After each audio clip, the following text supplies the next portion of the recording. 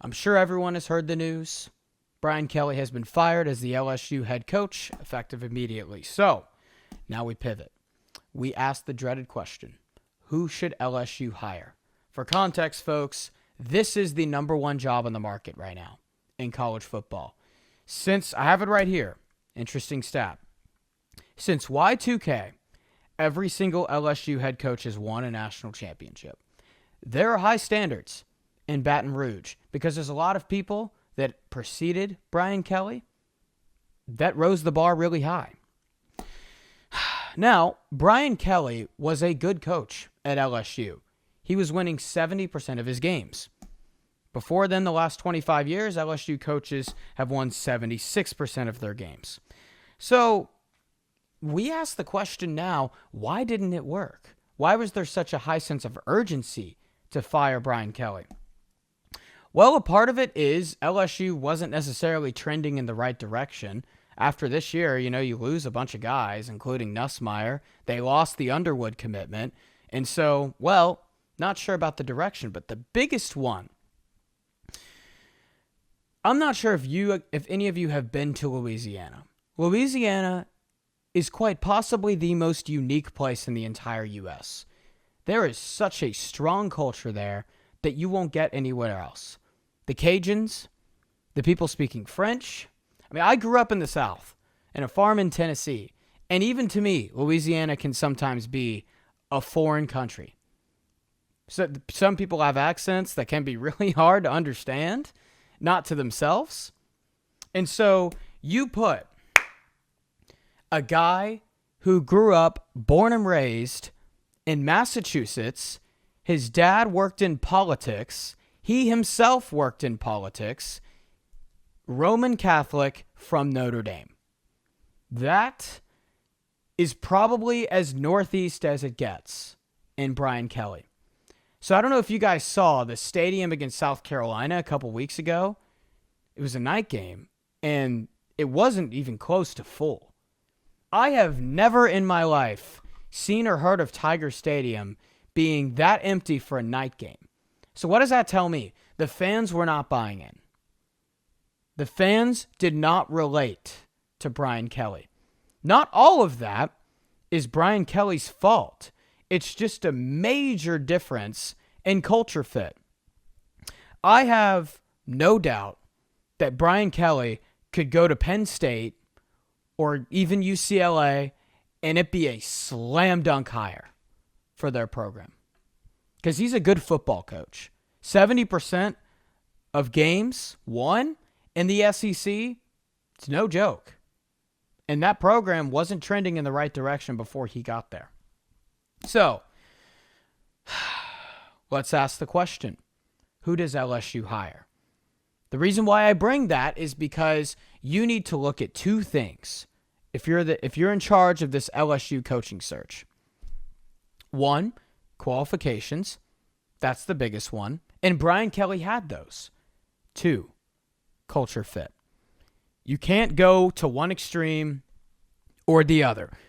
Brian Kelly's an example of you neglecting culture fit. You can go to Arkansas, for example, Sam Pittman, great culture fit in Fayetteville. Awesome for that university. However, he went from an offensive line coach to a SEC to an SEC head coach. That's a big jump. Was he qualified for that jump? Not sure. So, you're LSU. This is a big time job. Huge job. You're in my opinion, one of the best recruiting locations in the country because you're in, first off, Louisiana's got a lot of football talent. You're a day drive from Texas. You're a day drive from Mississippi, from Alabama, where a bunch of linemen come from. And it's not like you're sharing the recruiting landscape, the state, with Auburn, as Alabama is, or Mississippi State, as Ole Miss is, or Texas A&M, as Texas is. You have that entire state to yourself, and you can get to so many talented football states in one day. With the history there, too, this is a really big-time job. So at least give Nick Saban a call. At least give Dan Lanning a call. And if they don't respond, there are two guys who I believe LSU should go after. I'm going to start with option 2. Option 2 is Eli Drinkwitz. Eli Drinkwitz was born in Oklahoma. He was raised in Arkansas. He's coached at App State. So he grew up a Southern guy. He's from the South. No, he's not from Louisiana directly, but he's not, he doesn't scream Northeast like Brian Kelly does. There's a bit of a relatability there. Eli Drinkwitz is also one of 6 active head coaches in college football to win 10-plus games these last 2 years. Kirby Smart, Ryan Day, Dan Lanning, Marcus Freeman, Steve Sarkisian, Eli Drinkwitz. List is done there.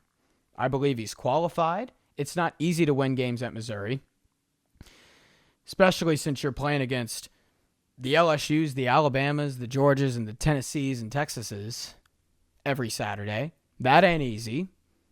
Recruiting disadvantage. He still put up a very, very competitive college football program in a tough place to do so. In option 1, might I say, this is the most compelling option to me. This is the guy who I think in the end of the day, LSU actually hires. And that's John Summerall. John Summerall is 38-10 as a head coach at Tulane currently, was at Troy.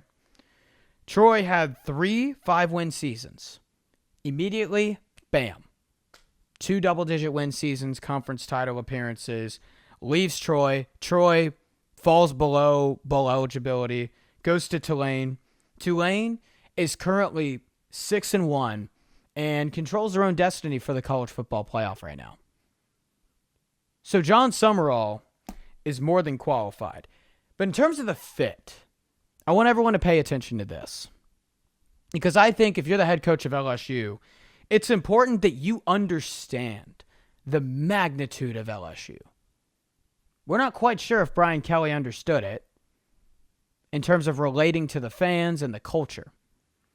John Summerall, born in Texas, raised in Alabama, played at Kentucky, coached at Troy, been around the South, also coaches at Tulane right now, which is in New Orleans. Listen to John Summerall talk about New Orleans, which you're the LSU head football coach. You're going to find yourself in New Orleans quite a bit. Listen to John Summerall talk about New Orleans. The whole Northwestern debacle and the 20-year Katrina anniversary when Tulane couldn't wear their jerseys to represent New Orleans that Summerall wanted to wear. He was really pissed about that. Listen to him talk about New Orleans and him knowing the city. He's passionate about that area. He's plugged into the area. He's not there just for the job, right? He loves that city. If you hear him speak, you get that vibe. So he's someone that can relate to the fans extremely well. And he's a really uber qualified coach. He gets instant results wherever he goes. And so, yes, LSU should give Nick Saban a call. Yes, they should give Dan Lanning a call. But I think if those guys don't respond, John Summerall is a slam dunk hire for LSU because he's qualified and he fits the culture of Baton Rouge, Louisiana, which is something that Brian Kelly never did.